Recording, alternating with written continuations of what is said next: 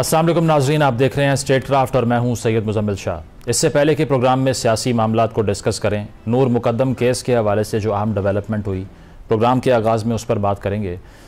Justice Hashim काकड़ की सरबराही में आज सुप्रीम कोर्ट के 3 रुकनी बेंच ने नूर मुकद्दम के कातिल की सज़ा मुअत्तली की दरख्वास्त रद्द करते हुए मुजरिम ज़ाहिर जाफ़र पर कत्ल के जुर्म में सज़ाए मौत का फ़ैसला बरकरार रखा, जबकि रेप की सज़ा को सज़ाए मौत से कम करके उम्र कैद में तब्दील किया गया। ट्रायल के दौरान हमने देखा कि मुजरिम की तरफ से मेंटली अनफिट अमेरिकन नेशनैलिटी का सहारा लेने की कोशिश हुई।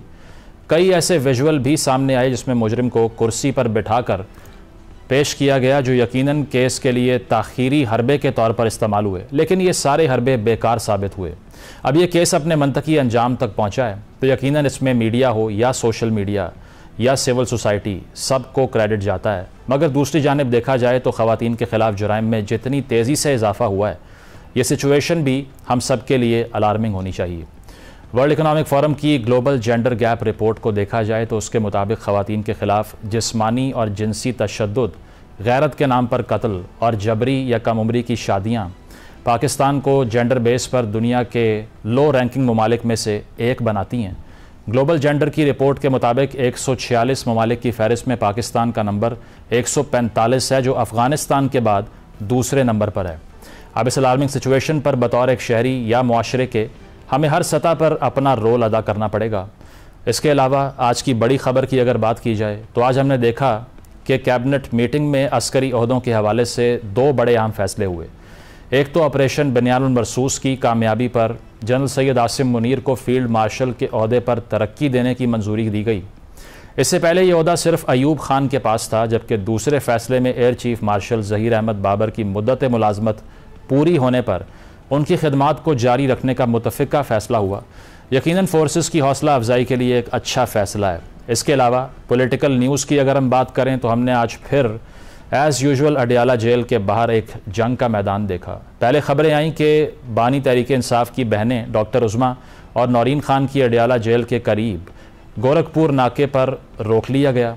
खान साहब के जो कज़न हैं कासिम खान और वकील इंतज़ार हुसैन पंजोता, उनको भी नाके पर रोका गया। फिर ये इतलात सामने आई कि उज़मा खान, नौरीन खान, बैरिस्टर गौहर, बैरिस्टर सैयद अली ज़फ़र और सलमान अकरम राजा को इमरान खान से मुलाकात की इजाज़त मिल गई है। अब देखा जाए तो ये अननेसेसरी ड्रामा है जो इन मुलाकातों की शक्ल में हर मंगल और जुमेरात को अडियाला जेल के बाहर लगाया जाता है। कोई हुकूमत को शायद ये गलत मशवरा दे रहा है कि इस हरबे से खान साहब और इनकी पार्टी के दरमियान कम्युनिकेशन को स्लो किया जा सकता है, तो दूसरी जानिब वो ये भूल रहे हैं कि इससे तहरीक इंसाफ को विक्टिम कार्ड प्ले करने का मौका मिलता है। और मुलाकातों के हवाले से इस्लामाबाद हाई कोर्ट के तय करदा SOPs के बाद हुकूमत वैसे भी इन इक़दामात से सिर्फ बदनामी मोल ले रही है। इसके अलावा अगर तहरीक इंसाफ और हुकूमत के दरमियान तहरीक अदम एतमाद बैकडोर मुज़ाकरात की बात की जाए तो दोनों तरफ से इसकी तरदीद कर दी गई है।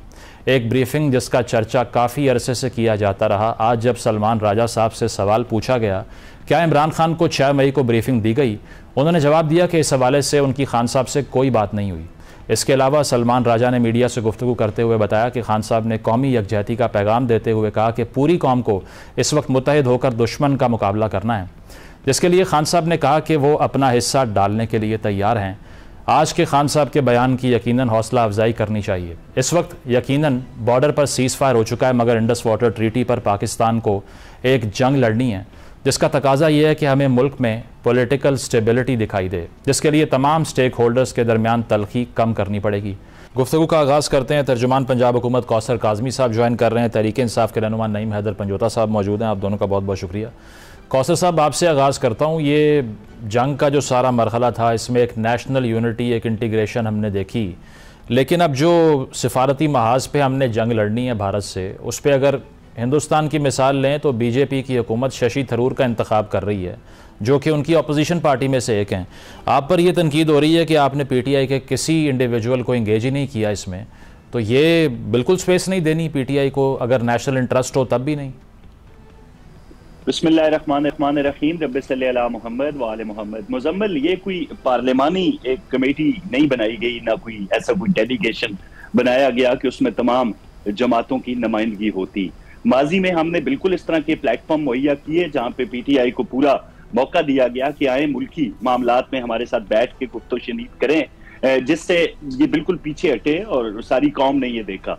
अभी ये एक हुकूमती और हुकूमती इत्तेहादियों पर मुश्तमिल जो वज़राए खारजा थे उन पे मुश्तमिल एक डेलीगेशन बनाया गया है। मेरे ख्याल में अगर हुकूमत इनको शामिल होने का कहती भी तो बेख्तियार लोग हैं ना, सिर्फ एक शख्स के पास इख्तियार है तो वो इससे इनकार कर देते, वो बिल्कुल इसका हिस्सा नहीं बनते। हुज्जत तमाम करने के लिए हुकूमत को इनको जरूर ऑफर करनी चाहिए थी और इनकी तरफ से इनकार पूरी कौम को दिखा देते तो वो ज्यादा बेहतर होता। आपने इंडिया की बात की, भाई ये शिकस्त खुर्दा एक मोदी रजीम है, उसने पूरी दुनिया को ये बताना है क्योंकि दुनिया भर में वो बदनाम हो चुके हैं। पूरी दुनिया ने देखा कि पाकिस्तान के पास कलभूषण जैसा एक जिंदा सबूत मौजूद है। जाफर एक्सप्रेस हो, टीटीपी हो, पाकिस्तान के अंदर दहशतगर्दी हो, हमारे पास तो बोलते हुए सबूत मौजूद हैं।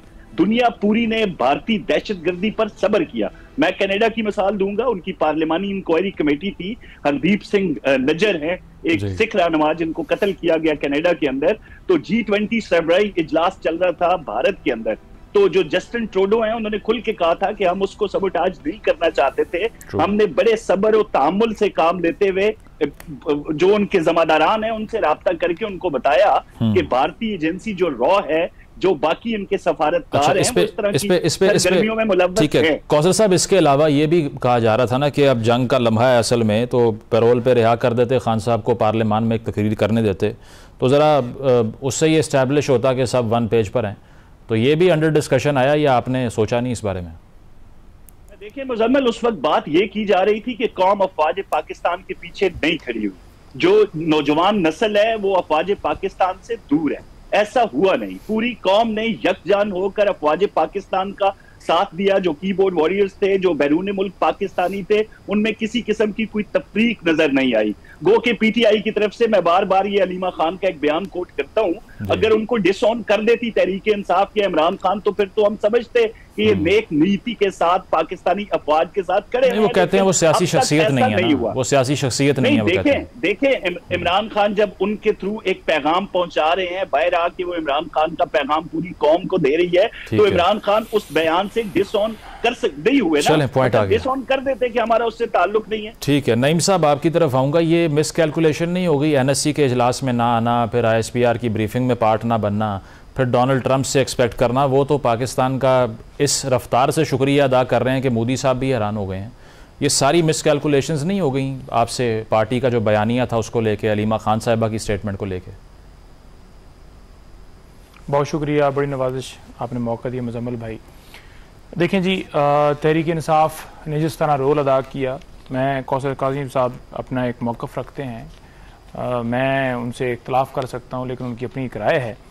लेकिन PMLN या उसके अलावा दीगर जितनी जमातें हैं, उनके जो सीनियर जितनी भी लीडरशिप है, तमाम लोगों ने पाकिस्तान तहरीक इंसाफ के किरदार को सराहा कि वाकई इस जमात ने एक पॉजिटिव रोल अदा किया। और जहाँ बात की जा रही है कि पाकिस्तान के अंदर या पाकिस्तान के बाहर जिस तरह लोगों ने जो है वो अप्रिशिएट किया, जिस तरह पाकिस्तान के हक़ में बोले, जिस तरह मोदी के ख़िलाफ़ बोले, वो तमाम लोग तो बोले जिनको ये कहा जाता था कि ये दहशतगर्द हैं, ये डिजिटल दहशतगर्द हैं, ये वो लोग हैं जो मुल्क पाकिस्तान के ख़िलाफ़ हैं। और आज खुद ही गवाहियाँ दी जा रही हैं कि पूरा पाकिस्तान या ओवरसीज़ पाकिस्तानी जो हैं वो सपोर्ट कर रहे थे। तो साबित हो गया कि ये पाकिस्तान की खातिर लड़ रहे हैं, पाकिस्तान में आइन और कानून की बालादस्ती की खातिर आवाज़ बुलंद कर रहे हैं, बुनियादी इंसानी हकूक़ की खिलाफ वर्जियों के खिलाफ आवाज़ बुलंद कर रहे हैं, अदालती सिस्टम में आज़ादी की बात कर रहे हैं। ये कहते हैं कि पाकिस्तान के अंदर इंसाफ का निज़ाम हो, पाकिस्तान आगे बढ़े। और वही बात आपको पसंद नहीं आती, वो एक आपका अपना एक अलग पॉइंट ऑफ व्यू है, लेकिन अवाम का यही पॉइंट ऑफ व्यू है जो कि उन्होंने दिया, जो कि उन्होंने इस जंग के अंदर भी दिया, जो कि उन्होंने 8 फरवरी को भी फैसला किया कि कौन है जो पाकिस्तान की खातिर लड़ रहा है, या पाकिस्तान जिसके बागडोर जिसके हाथ में हो तो वो बेहतर हाथ हैं, जो पाकिस्तान की मईशत का सोचेगा, जो अपने बैंक बैलेंस जायदादों का नहीं सोचेगा, अपनी प्रॉपर्टियों का नहीं सोचेगा। तो वो उन्होंने 8 फरवरी को बता दिया, जिसका नाम है इमरान अहमद खान न्याजी, जिसको झूठे केसेस के अंदर अडयाला जेल में रखा हुआ है। देखें, यकजहती का मामला हो, आज भी इमरान खान साहब ने बयान दिया, आज राय साहब ने बात की है और उन्होंने कहा है कि खान साहब ने कहा कि मोदी फिर वार करेगा और पूरी कौम जो है जिस तरह यकजा है इसी तरह से यकजा रहना है और उनका हमने वार देना है। उन्होंने अफवाज पाकिस्तान को सराहा, उन्होंने कहा कि ये फ़ौज हमारी, ये इदारे हमारे हैं और उन्होंने पाकिस्तान की फ़ौज के नौजवानों की तारीफ़ की, सिपाहियों की तारीफ़ की, हर शख्स की तारीफ़ की, जो कि उनके ट्वीट्स के ज़रिए भी आया है। लेकिन दूसरी तरफ जहाँ एक तरफ पूरा पाकिस्तान, इमरान खान साहब, तमाम लीडरशिप, पूरी पार्टी ऑन ग्राउंड है और हर तरह से जवाब दे रही है, लेकिन नवाज शरीफ साहब की जब स्टेटमेंट की बात की जाएगी तो फिर जिक्र तो होगा, फिर तज़किरा तो होगा, फिर सवाल तो होगा, फिर सवाल पूछा जाएगा, उस सवाल का जवाब नहीं दिया जाएगा। उस सवाल का जवाब जी वो कौन कह रहा है जी? पंजाब हुकूमत कह रही, वो कौन कह रहा है कि सारा प्लान? अच्छा, पंजाब हुकूमत कह रही है, तो जो शहबाज शरीफ साहब हैं वो कोई इंडिया के वजीर आजम हैं या इंडिया के अंदर जो है वो बागडोर संभाले हुए हैं? शहबाज शरीफ साहब इस वक्त जैसे भी हैं फार्म 47 के हैं, तो उन्हीं के जमात के हैं ना जी। तो वो कह रहे हैं जी कि सिपा सलार ने सारा ये जो है अमल किया।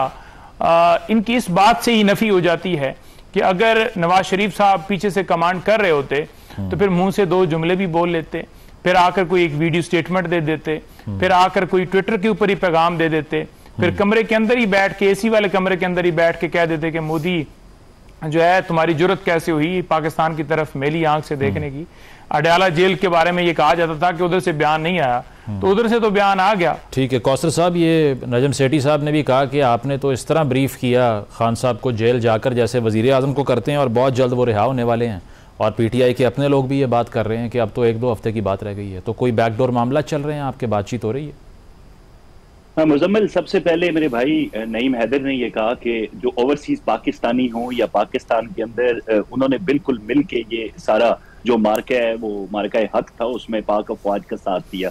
ऐसा नहीं है। बरतानिया के अंदर आपने देखा होगा कि एक एहतजाजी मुजाहरा होता है इंडिया की तरफ से और वहां पे पाकिस्तानी पहुंचे होते हैं, लेकिन वहां पे आपको पीटीआई का वो चेहरा नजर नहीं आया जो इनके कहने पे पुरतशद्दुद किस्म के बदतमीजाना एक तर्ज का एहतजाज हमेशा करते हुए नजर आते हैं। इसी तरह दीगर ममालिक के अंदर भी पाक फजाइया के हवाले से रैलियां निकाल के पाक अफवाज में एक तकसीम पैदा करने की कोशिश की गई।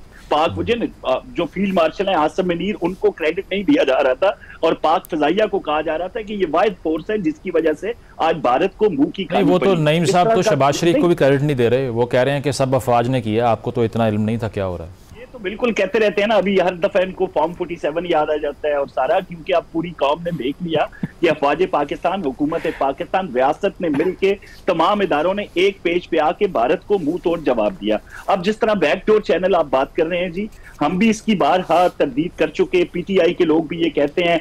नजम सेठी साहब हैं, वो वाकयात को वाकये से जोड़ के एक स्कॉलर हैं, इस तरह के खबरें वो देते रहते हैं, लेकिन इनमें किसी किस्म की कोई सदाकत नहीं है, ना उस वक्त कोई ऐसा माहौल था। यानी 6 और 7 के दरमियान आप कह लें या 7-8 के दरमियान कोई ऐसा सिलसिला हो सकता था कि जंग और जदल जो हम पे मुसल्लत थी भारत की तरफ से, उसको छोड़ के हम इमरान खान को जाके ब्रीफिंग देते, तो इस तरह का कोई अमल बिल्कुल नहीं हुआ और मैं सख्ती से इसकी एक बार फिर तरदीद करता हूँ। नहीं, इस पर वो खान साहब के जो साहबजादे हैं उन्होंने भी सोशल मीडिया के ऊपर एक कॉमेंट्री की, उन्होंने कहा कि डोनाल्ड ट्रंप साहब से बात करेंगे खान साहब की रिहाई के लिए, तो ये भी बुरी खबर है हुकूमत के लिए। फिर देखें, उन्होंने तो बहुत कुछ कह दिया वहां पे बाहर बैठ के कि वहां खान साहब के कमरे में बिजली नहीं है, उनको मेडिसिन नहीं दी जा रही, उनकी तबीयत खराब है। और आज सलमान अकरम राजा ने कह दिया कि इमरान खान बिल्कुल हशाश पिशाश और उनकी तबीयत में कोई किसी किस्म की कोई इस तरह की बात नहीं है कि उनको कहा जा सके कि वो किसी किस्म की बीमारी का शिकार है। तो ये तो मुतजाद किस्म के बयानात आते हैं। उनके बेटों ने जो इंटरव्यू दिया बैठ के, उसमें बहुत ज्यादा बातें की। अटैक था रियासत पाकिस्तान पे, पाकिस्तान के ऊपर, ताकि पूरी दुनिया में पाकिस्तान को बदनाम किया जा सके, पाकिस्तान के हवाले से दुनिया को गुमराह किया जा सके, जिसमें वो बिल्कुल मुकम्मल तौर पर नाकाम हुए हैं। अभी ये जो बार बार ये कह रहे हैं कि भाई हम तो साथ खड़े थे, और इमरान खान साहब ये कह रहे हैं कि एक दफा फिर जंग के बादल जो है वो अभी खत्म नहीं हुए, खतरा नहीं चला, तो पूरी कौम यकजा रहे अफवाज पाकिस्तान के साथ। बिल्कुल हम तो तारीफ करते हैं उन तमाम अफराद की, चाहे वो पंजाब असेंबली में इनके 40 अफराद हों या बाकी जो मेन लीडरशिप है, उनसे किसी को कोई एतराज नहीं है। एतराज हमारा उन लोगों पे है जो इनकी छतरी तले इनका प्लेटफॉर्म इस्तेमाल करके पाकिस्तानी अफवाज के खिलाफ उस वक्त ट्वीट कर रहे थे जब हम हालत जंग में थे। या तो उनसे इनकार कर दे या शहबाज गिल को डिसऑन कर दे, ये नहीं करते। एक तरफ ये यकजा होने की बात करते हैं, दूसरी तरफ उनके साथ इनका बिल्कुल इस तरह का रब्त है कि वो टूट नहीं सकता। चलें, खुल के इस वक्त बात करते हैं, खुल के साथ। ठीक, प्रोग्राम में एक ब्रेक शामिल करते हैं, ब्रेक के बाद वापस आएंगे। Stay with us.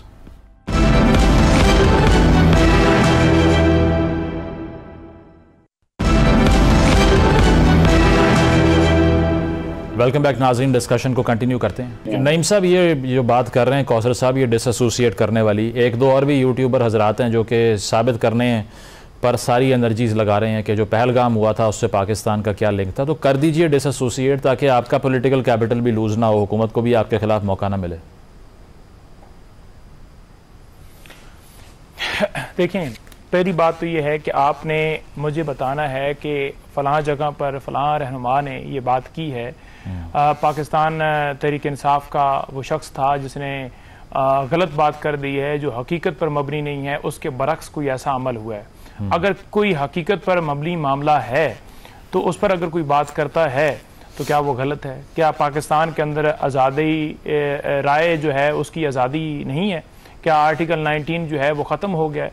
तो ये बात ऐसी नहीं है। नेशनल इंटरेस्ट भी लिखा हुआ है ना आर्टिकल 19 में। गलत काम करेगा, जब कोई बिल्कुल नेशनल इंटरेस्ट के ऊपर किसी ने भी नहीं कहा कि मोदी जिंदाबाद, मोदी की खिलाफ बातें की हैं, इंडिया के खिलाफ बात की है, लेकिन नवाज शरीफ साहब ने क्या मोदी के खिलाफ कोई बयान दिया है? मेरा तो ये सवाल था। उस सवाल के तनाजर के अंदर एक चार्जशीट जो है वो क्लेम कर दी गई है। कोई एक बंदा जो इंडिया की सपोर्ट में आया हो, कोई एक बंदा जिसने जो है वो खामोशी इख्तियार की हो, हर बंदा बोला है। इमरान खान का ट्विटर बोला है, इमरान खान ने पैगाम दिया है, इमरान खान की बहनों ने पैगाम दिया है, तमाम लोगों ने बात की है, हमने तो चढ़ चढ़ के बात की है।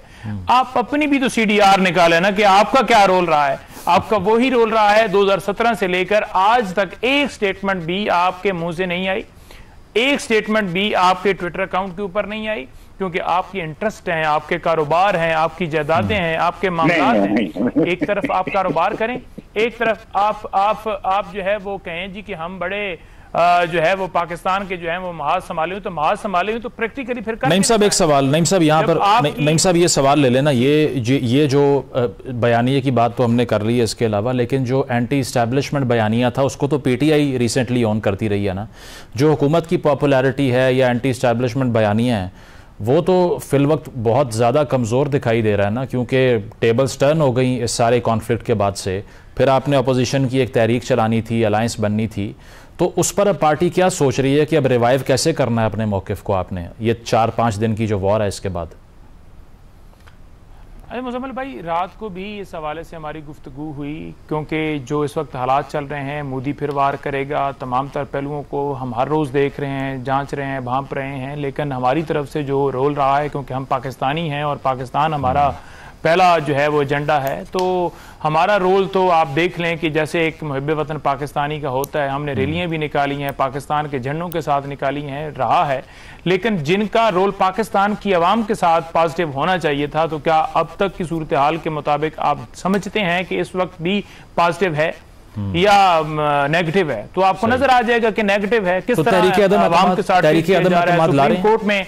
सुप्रीम कोर्ट में देखें रात को भी हमारी PC और CC का इजलास हुआ, जिसमें हमें एहतजाज करने के हवाले से भी गुफ्तगू हुई, खान साहब के केसेस के हवाले से भी गुफ्तगू हुई, तमाम तर पहलुओं को देखा गया, जिसमें मुख्तलिफ पहलू जो पोलिटिकल हैं वो सारे डिस्कस किए गए। आप ये देखें ना कि पाकिस्तान के अंदर अदालतें किस तरह से ऑपरेट कर रही हैं, बाकी सिस्टम क्या चल रहा है। एक तरफ सुप्रीम कोर्ट में फैसला होता है जी कि मिलिट्री ट्रायल जो है वो बिल्कुल जायज है, दूसरी तरफ जंग लगी है। एक तरफ फैसला आ रहा है जी आए जी आप लेकर आ जाइए, आप रिव्यू लेकर आ जाइए, मखसूस नशस्तें जिनको दी गई हैं उनके ऊपर मोहर लगानी और वो आईनी बेंच बैठा हुआ है, हर रोज समाअत कर रहा है। एक तरफ हम देख रहे हैं कि अडयाला जेल के बाहर आज भी अलीमा खानम को रोका गया, 6 में से 3 वकला को जाने दिया गया, बाकी को नहीं जाने दिया गया। मैं खुद हर दफा जाता हूं, मुझे अंदर एंट्री नहीं दी जाती। एक तरफ आप देख लें कि पॉलिटिकल विक्टिमाइजेशन जो है वो जारी है, घरों में छापे, चादर चारदीवारी का तकद्दस सेम पामाल है। तो आपको भी रोल अदा करना है पाकिस्तान के अंदर कि ये पाकिस्तान की अवाम है जो इनके बुनियादी हकूक हासिल हैं, जो कि आईने पाकिस्तान देता है। जब आप नहीं करेंगे तो लोग बात करेंगे, ठीक है, पॉइंट आवाज उठाएंगे। कौसर साहब, ये जो नईम साहब भी बात कर रहे हैं कि देखें जंग के एतबार से जो भी हुआ हमने पाकिस्तान को सपोर्ट किया, लेकिन इसका ये मतलब नहीं कि आप हमें अच्छी तरह ट्रीट कर रहे हैं। That's what he is saying. एक तो इसको रिस्पॉन्ड कर दें कि नवाज शरीफ साहब तनकीद नहीं करते मोदी साहब पे, और दूसरा तहरीक अदम एतमाद आने के अगर तनाजुर में देखा जाए तो पार्टी सोच रही है कि अगर ऐसा कुछ होता है तो क्या स्ट्रैटेजी होगी हमारी? सबसे पहले इन्होंने कहा जी कोई एक रहनुमा बता दें। वो उमर अयूब थे जो जंग के दौरान ये कह रहे थे कि ना हमारे पास गोला बारूद है, ना शेल है, ना आर्टरीज है, कुछ भी नहीं है हमारे पास और हम क्या करेंगे, हमने यूक्रेन को दे दिए और प्लान कर दिया। दूसरी तरफ हलीमा खान है, तीसरी तरफ वो शहबाज गिल है, सब इनके हैं, ये सब इनको ये मानते हैं। किसी एक को वो शहबाज गिल तो चले गए ना बाहर, पार्टी ओहदा नहीं है उनके पास। नहीं, बाहर चले गए, पार्टी ओहदा नहीं है। इमरान खान के लाडले जरूर हैं वो। इमरान खान ने आज तक उनकी किसी बात की नफी नहीं की, जो बयानात आते हैं किसी बात की मजम्मत नहीं की, ना नईम हैदर करता है ना कोई और करता है शहबाज गिल के हवाले से। अब इन्होंने कहा जी मियां नवाज शरीफ खामोश थे। भाई क्या वो उस किस्म की खामोशी थी कि 370 लग जाए, कश्मीर का सौदा हो जाए, जो पायलट है भारतीय उसको चुपचाप वापस कर दिया जाए? तो ये तो नहीं हो सकता ना। अब ये है कि मियां नवाज शरीफ वो शख्सियत हैं जिन्होंने खुल के ये कहा था कि जब इंडिया हमें तमीज सिखाने की बात कर रहा था, हमने 5 के बदले 6 धमाके करके उसको जवाब भी दिया, तमीज भी सिखाई और दुनिया भी हमसे नाराज नहीं हुई।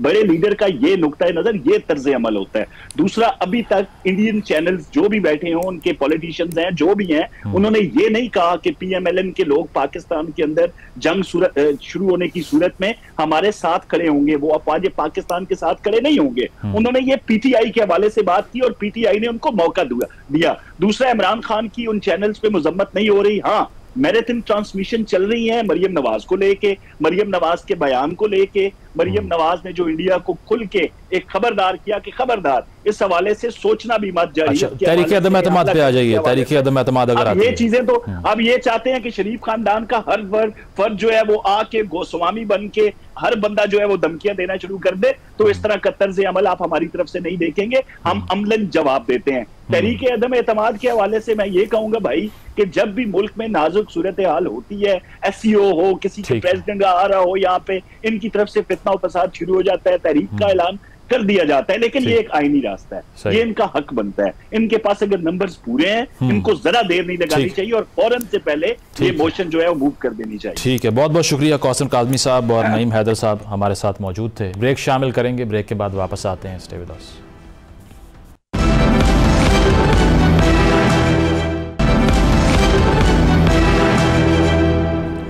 वेलकम बैक नाजरीन। आइंदा माली साल के लिए बजट के हवाले से हुकूमत और IMF के दरमियान मुज़ाकरात जारी हैं और ये खबर सामने आई है कि IMF ने पाकिस्तान के लिए एक्सटेंडेड फंड फैसिलिटी के 7 अरब डॉलर के कर्ज प्रोग्राम के सिलसिले में कुछ नई शराइत भी आयद करने के साथ कुछ पुरानी शराइत पर अमल दरामद के लिए ज़ोर दिया है।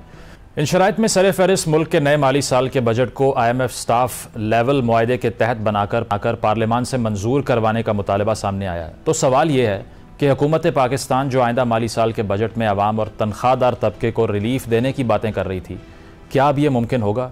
इसके साथ ही वफाकी हुकूमत ने नए माली साल के आगाज़ पर बिजली, गैस और पेट्रोल की कीमतों को बढ़ाने का प्लान भी तैयार कर लिया है, जिसके लिए हुकूमत ने नए बजट से पहले IMF को यकीन दहानी भी करा दी है।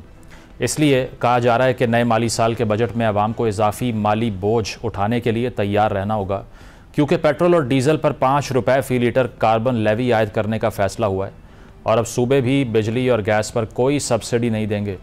पाकिस्तान में पेट्रोलियम, गैस और बिजली के इजाफी टैरिफ से पहले ही ना सिर्फ पाकिस्तानी अवाम बल्कि कारोबारी तबका भी बुरी तरह मुतासर हो रहा है, जिसको पैदावारी लागत में मुसलसल इजाफे का सामना है। इस बारे में वज़ीर आज़म के मावन खसूसी बराए सनत और पैदावार हुमायूं अख्तर ने कहा कि पाकिस्तान के लिए सबसे बड़ा सोर्स ऑफ रेवेन्यू इंडस्ट्री है। अगर हमें रेवेन्यू बढ़ाना है तो सनतों को फ़ाल करना पड़ेगा। बिजली के रेट बहुत ज़्यादा बढ़ चुके हैं, इन्हें कम करना पड़ेगा ताकि पाकिस्तान के तजारती खसारे पर काबू पाया जा सके। इसके अलावा पिछले दिनों पाकिस्तान और हिंदुस्तान के दरमियान कशीदगी को कम करने के लिए अमेरिका ने किरदार तो अदा किया, लेकिन साथ तजारत की बात भी की। अगर पाकिस्तान की अमेरिका के साथ तजारत का जायज़ा लिया जाए तो तजारत का तवाज़ुन पाकिस्तान के हक़ में है। ऐसे में ये सवाल पैदा होता है कि अमेरिका पाकिस्तान का कितना बड़ा तजारती पार्टनर है, वो कौन से बड़े शोबे हैं जिनमें पाकिस्तान अमेरिका में अपनी मसनूआत बरामद करता है और पाकिस्तान इस मौके से कैसे फ़ायदा उठा सकता है।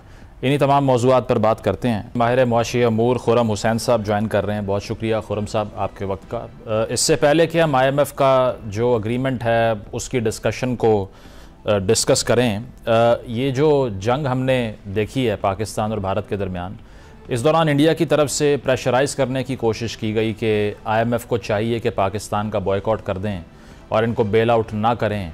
तो वॉर टाइम्स के दौरान IMF और पाकिस्तान की जो इंगेजमेंट थी, एक्सपेक्टेड थी आपको, यही एंटिसिपेशन थी कि हो जाएगा ये सब प्रोसीड, या फिर इंडिया की तरफ से जो लॉबिंग की जा रही थी उसके कामयाब होने का भी शुबा था आपको? नहीं, कामयाब होने का कोई शुबा नहीं था।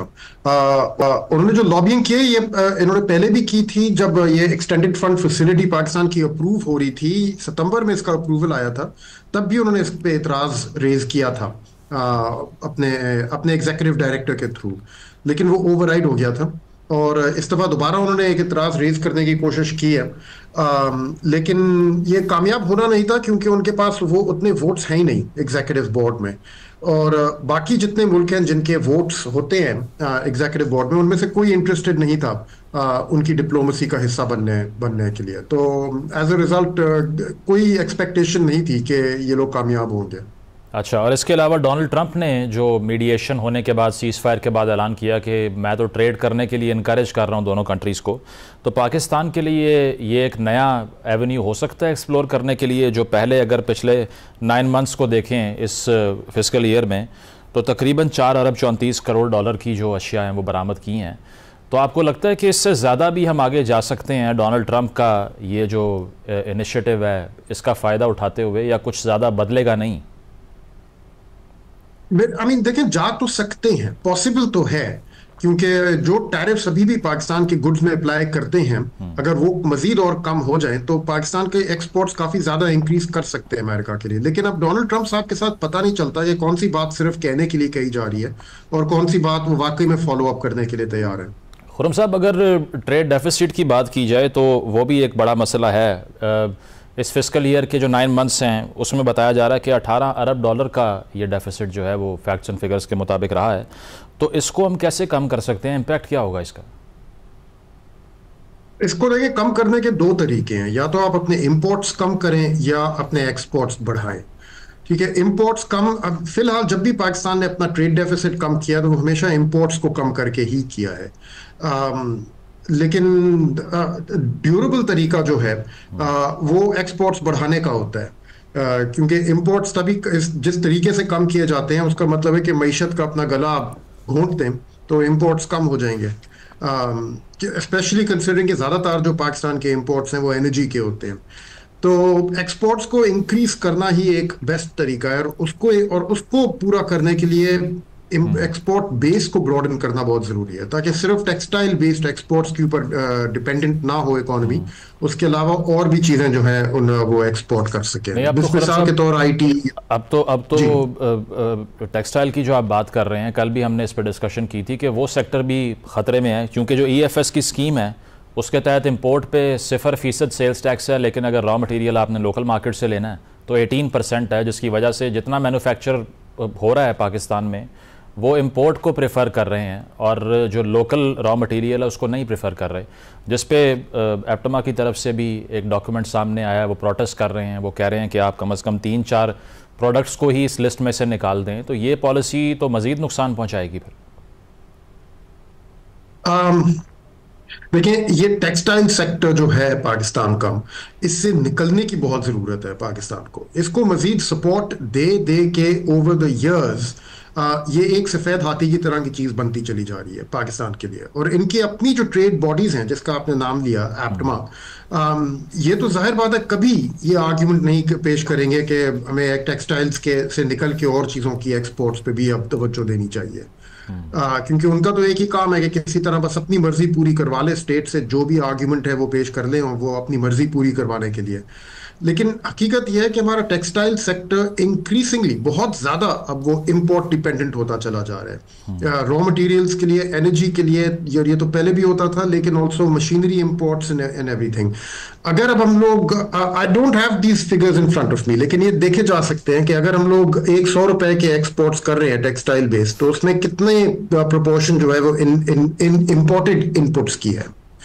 और यही प्रोपोर्शन आप देख लेंगे 2008 में क्या होती थी, या 2007 में before the great financial crisis, तब से लेके आज तक, या आप वैसे ही देख ले 2005 में क्या थी 20 साल पहले जाके। And I will bet you will see a rise, you will find के आज बहुत ज्यादा रिलायंस हो गई है इंपोर्टेड इनपुट्स के ऊपर। यहां से निकलना बहुत जरूरी है पाकिस्तान को।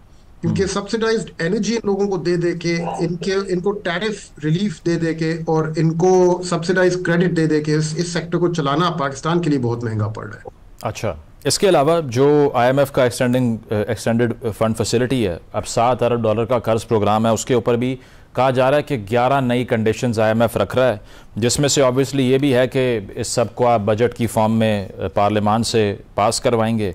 तो ये कोई मुश्किल खड़ी हो सकती है पाकिस्तान के लिए, और would it be a bad news salaried class के लिए या मिडिल क्लास के लिए? ये तो नॉर्मल है। आप जितने भी पाकिस्तान के IMF प्रोग्राम्स देख लें 2008 से लेके आज तक, उनका जो भी रिव्यू पहले बजट से पहले जो भी रिव्यू कंप्लीट होता है उसमें हमेशा दे ऑलवेज इंश्योर कि बजट टारगेट्स जो हैं वो IMF आपको देते हैं, उसके मुताबिक अगला बजट बने। तो आई थिंक 2008 से लेके आज तक जितने बजट्स पास हुए हैं पाकिस्तान में, उनमें से सिवाय मेरे ख्याल में 2 या 3 के सब जो है वो IMF के टारगेट, बनाए हुए टारगेट्स के अंदर बनाए जाते हैं। तो this is a very normal straightforward thing, there is nothing unusual there. और जो गवर्नमेंट एक्सपेंडिचर कम करना पड़ेगा, ये भी आइडियलिस्टिक है ज़्यादा, या हो सकता है? नहीं, हो सकता है, डेफिनेटली हो सकता है, लेकिन इसका ग्रोथ के ऊपर इम्पैक्ट आएगा। गवर्नमेंट को काटने के लिए एक ही जगह है, विच इज डेवलपमेंट एक्सपेंडिचर। और फिलहाल तो गवर्नमेंट कमिटमेंट्स दे रही है अपने MPAs को, अपने MNAs को, रूलिंग पार्टी कमिटमेंट्स दे रही है कि हम तो इंक्रीज करेंगे डेवलपमेंट एक्सपेंडिचर। अभी कुछ रोज पहले ही वजीर खजाना साहब की एक और स्टेटमेंट आई थी ये कहते हुए। बट देखते हैं अगर इंक्रीज किया भी उन्होंने बजट के अंदर, तो जैसे जैसे साल चलेगा, माली साल चलेगा, रिलीजेस को वो रोकेंगे। जैसे इस साल किया उन्होंने, अभी माली साल के 3 क्वार्टर्स खत्म हो गए हैं और मुश्किल से आधे से कम डेवलपमेंट एक्सपेंडिचर्स रिलीज हुए हैं इस साल में। तो अगले साल भी कुछ इसी तरह डेवलपमेंट एक्सपेंडिचर को कम करके ही उनको अपने टारगेट्स मीट करने पड़ेंगे, जैसे हमेशा करते हैं। और एनर्जी सेक्टर को भी टारगेट करने की खबर आ रही है कि बिजली, गैस और पेट्रोलियम की कीमतें बढ़ाई जाएंगी। कहा जा रहा है कि 5 रुपये फी लीटर जो कार्बन लेवी है, ये आयद अब कर दी जाएगी। तो इससे तो एक रेजिस्टेंस आएगी। मैन्युफैक्चरर्स भी ये कह रहे हैं कि अगर कॉस्ट ऑफ प्रोडक्शन इतनी ऊपर जा रही है तो फिर हमसे कुछ एक्सपेक्ट ना करें आप। हाँ, आई थिंक ये भी होगा। 5 रुपए का फिगर आई डोंट नो, लेकिन कार्बन लेवी आएगी। ये 2009 में पहली दफा लगाई गई थी।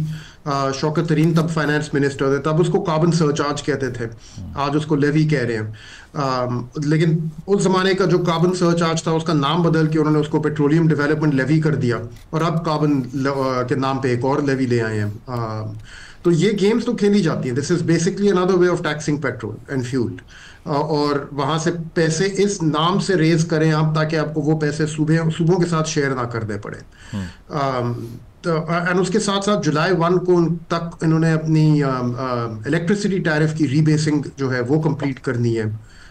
तब वहाँ पे बिजली की कीमत भी चढ़ेगी, and as a result not only cost of production Muzammil, लेकिन मेरे और आपके वेरी इंपॉर्टेंटली आपके जो व्यूअर्स अभी घर पे देख रहे हैं, उनके घरेलू बजट्स जो है उन पे मजीद और बोझ तो आएगा, लेकिन कितना होगा दैट इज हार्ड टू से राइट नाउ। तो मतलब पॉलिटिकल कैपिटल लूज होगा गवर्नमेंट का, क्योंकि this is a massive factor. Definitely. अच्छा, सही। डेफिनेटली। अच्छा, इसके अलावा ये अब बताया जा रहा है कि जो अगले माली साल में हमने तकरीबन $19 अरब का कर्ज वापस करना है, तो ये कैसे मैनेज होगा? रोल ओवर्स होंगे, क्या होगा? नहीं, इसमें ज्यादातर तो रोल ओवर्स होते हैं। अगर $19 अरब है, उसमें से तकरीबन कोई 12 या 13 अरब डॉलर तो रोल ओवर्स होते हैं, और बाकी जो रह जाते हैं वो तो पाकिस्तान नॉर्मली अपने करंट अकाउंट से कर लेता है मैनेज। करंट अकाउंट इनफ्लोज जो होते हैं उनसे कर लेता है मैनेज। इस दफा एग्जैक्ट रोल ओवर्स का क्या अमाउंट है आई डोंट नो, लेकिन तकरीबन इतना ही होता है। 12, 13, 14 अरब डॉलर तो उसमें रोल ओवर्स हो जाते हैं। That's not, it doesn't mean कि 19 अरब डॉलर का आउटफ्लो होगा आपके अकाउंट से। और जो प्राइवेटाइजेशन के टारगेट्स थे गवर्नमेंट के, आपको लगता है कि अब तक जितना अरसा टेन्योर गुजरा है इस हुकूमत का, उसमें रफ्तार जो एम कर रही थी हुकूमत, उसी से आगे बढ़ रहे हैं या फिर हॉल्ट पे है सब? नहीं, हॉल्ट पे है सब कुछ। एक उन्होंने ट्राई की थी PIA के साथ, वो फेल हो गई। फिर बार बार खबरें आती रही कि अब दोबारा ट्राई कर रहे हैं, दोबारा कोई और ट्रांजैक्शन स्ट्रक्चर ला के दोबारा से ट्राई करेंगे। फिलहाल तो कुछ नहीं हुआ। फिर वो पावर प्लांट्स के साथ उन्होंने ट्राई किया, वहां पे कोई इंटरेस्ट नहीं आया। आई थिंक इस गवर्नमेंट को प्रॉपर्ली प्राइवेट सेक्टर की समझ है नहीं कि प्राइवेट सेक्टर की एक्सपेक्टेशंस कैसे मीट करते हैं।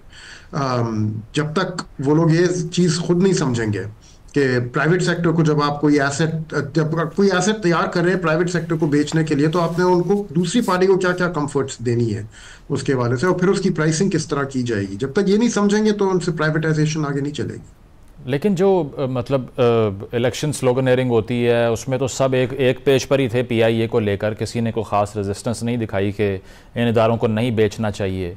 उसके बावजूद ये फेलियर्स जो हैं ये कंसेंसस का दरअसल जो है वो लैक होता है या कोई और वजह है? हाँ, कंसेंसस का लैक इसमें रोल प्ले करता है लाजिम, क्योंकि PIA के एग्जाम्पल में आप देख लें कि इनको समझ नहीं आ रही थी कि हमने ट्रांजैक्शन स्ट्रक्चर बनाना क्या है, हम एग्जैक्टली बेच क्या रहे हैं। आप क्या PIA के 51% शेयर्स बेच रहे हैं, या आप उसका minority share with management control बेच रहे हैं। उसकी जो डेट है PIA के जो कर्जे हैं वो क्या बुक्स पे रहेंगे या बुक से आप उतारेंगे। इन चीजों में वो लोग खुद कंसेंसस नहीं पैदा कर सके थे, और लास्ट मिनट तक आके उसमें वो चेंजेस करने की वजह से प्राइवेट सेक्टर खुद बैक ऑफ हो गया कि भाई जो चीज आप बेच रहे हैं उसमें हम इंटरेस्टेड नहीं है खरीदने में। तो यहाँ पे जब तक वो क्लैरिटी नहीं ला सकेंगे इनसे एक ट्रांजैक्शन कंप्लीट नहीं होएगी। मतलब जो अंडरस्टैंडिंग आप कह रहे हैं प्राइवेट सेक्टर जैसे फंक्शन करता है उसमें मसला है हुकूमत का। बहुत शुक्रिया, खुर्रम हुसैन साहब हमारे साथ मौजूद थे। शामिल करते हैं, ब्रेक के बाद वापस आएंगे। Stay with us.